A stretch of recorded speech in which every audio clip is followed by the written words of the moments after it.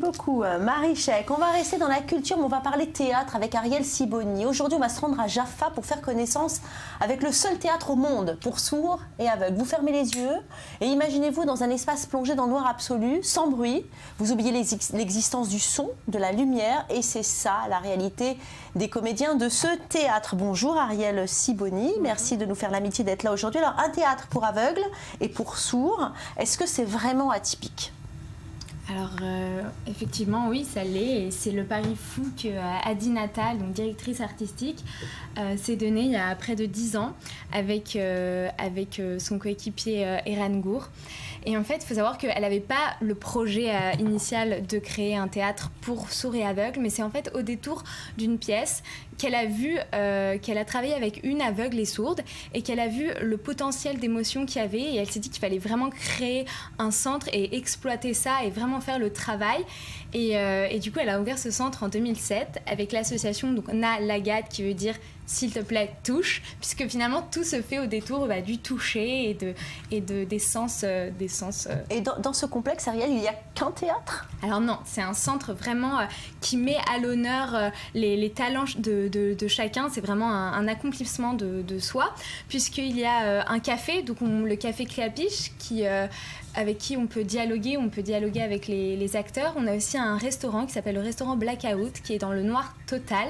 Et donc paradoxalement, on sent un peu plus les choses qu'on mange puisqu'on ne les voit pas. Donc les sens sont en éveil. Exactement. Et on a aussi des ateliers dans le noir, des ateliers de poterie ou même de théâtre, où justement on se met vraiment dans la peau de ces gens. Mais pour ces personnages qui ont finalement un handicap, est-ce que faire du théâtre, c'est l'un des moyens pour être égal à égal face au public et pourquoi pas face à la société ?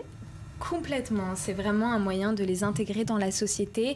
C'est un moyen d'accomplissement de soi et ça les fait exister à travers l'art. C'est vraiment, c'est un voyage artistique, mais c'est aussi un voyage humain et c'est une rencontre d'abord avec l'autre. On fait rentrer l'autre dans l'univers à travers l'art. Inconnu justement. Exactement. Qu'est-ce qui se joue en ce moment, Ariel ? Alors en ce moment, donc là tout le mois de novembre à 17h, en bas de I24, Say Orange, donc dit Orange, mis en scène par Sarah Sibony, qui est écrivain, réalisatrice et professeur. Alors justement, c'est sur le port de Jaffa et à côté de vous, Sarah Sibony. Bonjour Sarah. Bonjour. Alors vous êtes metteur en scène. Merci d'avoir accepté notre invitation. On est vraiment très honorés que vous soyez là. Vous allez nous parler de cette expérience à part.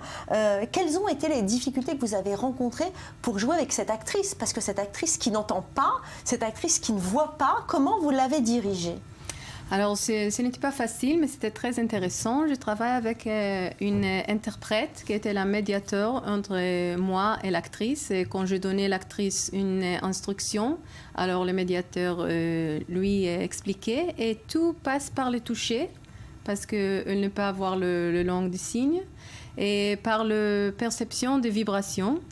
Et aussi, j'ai mis dans la scène des objets qu'elle peut toucher. Qui étaient des points finalement de reconnaissance sur la scène pour qu'elle puisse savoir où elle était. Exactement. Et j'ai mis des bandes sur scène aussi qu'elle peut sentir avec son Alors pied. voilà, on les voit à l'image, les bandes, on la voit sur scène. C'est ça.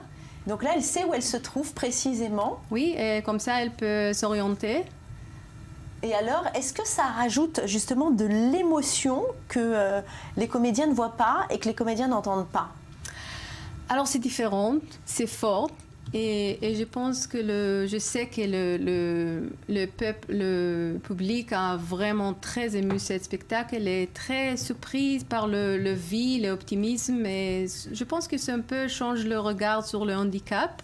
Et en concerne la comédienne, sur scène, elle oubliait son handicap et se sentait plus forte, plus libre. Et c'est la première fois qu'elle est déplacée seule sur scène. Et ça a vraiment changé sa vie. Ça a changé sa vie à elle. Oui. Ça a été complètement magique, j'imagine. Alors pourquoi dit Orange ? Ariel Sibony, expliquez-moi l'histoire. Alors en fait, c'est une anecdote de sa vie, puisque c'est une sorte d'autobiographie. Et il se trouve que quand elle était jeune, son institutrice lui a demandé « Dis Orange ». comme tout le monde. Et évidemment, elle n'arrivait pas à prononcer les mots. Et l'institutrice lui a donné une gifle. Et c'est très symbolique parce que ça a été le moment déclencheur de sa vie. Et c'est aussi le moment le plus fort de la pièce, puisqu'elle a compris que finalement, elle n'est pas comme les autres. Et elle ne peut pas... elle a son propre langage à elle, sa propre communication. Et finalement, c'est une invitation à faire l'effort de rentrer dans son monde. Mais dites-moi, elle est née sourde et aveugle, cette actrice?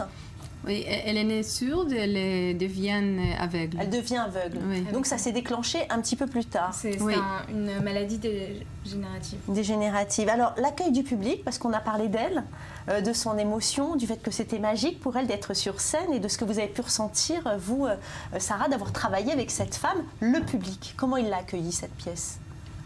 Alors, Ariel, vous, Ariel, vous êtes très enthousiaste. Alors moi, je suis sortie émue, vraiment. On en sort changée. C'est vraiment un voyage, c'est une expérience. On est vraiment, on vit les choses, on la voit, on se dit mais quelle force finalement. Et c'est vraiment, comme l'a dit Sarah, c'est vraiment plein de vie et d'optimisme. Et c'est pas du tout, on n'a pas du tout envie de s'apitoyer ou de...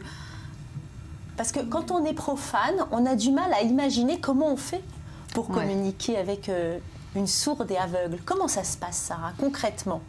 Vous avez appris, vous, à communiquer avec elle? Vous aviez besoin d'un interprète? J'ai besoin d'un interprète. Je ne fais rien sans l'interprète. Parce que c'était vraiment forcément, c'est toutes les communications par ça. Mais c'est très émouvant. Regardez. Ça se voit on voit l'image, ça se passe dans la main. Oui. Qu'est-ce qui se passe là? Expliquez-nous, Sarah.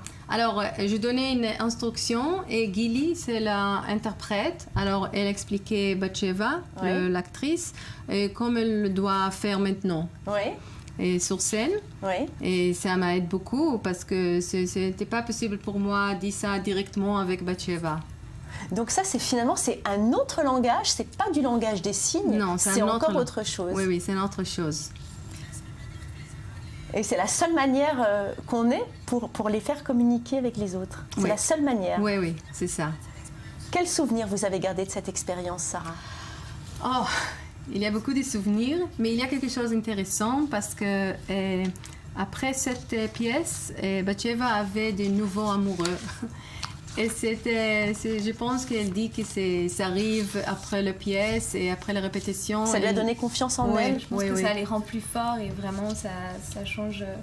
Ça leur donne de l'assurance en fait. On les voit. Donc vous allez recommencer cette expérience? Très. Ouais. Moi je recommande la pièce vivement et qui se joue tout le mois de novembre. Allez, on y va, c'est promis. Vous nous avez communiqué l'envie, en tout cas toutes les deux, d'y aller. C'est fini pour aujourd'hui. Merci de votre fidélité à nos programmes. On se retrouve demain pour un nouveau direct. En attendant, ne changez pas de chaîne, vous regardez i24 News.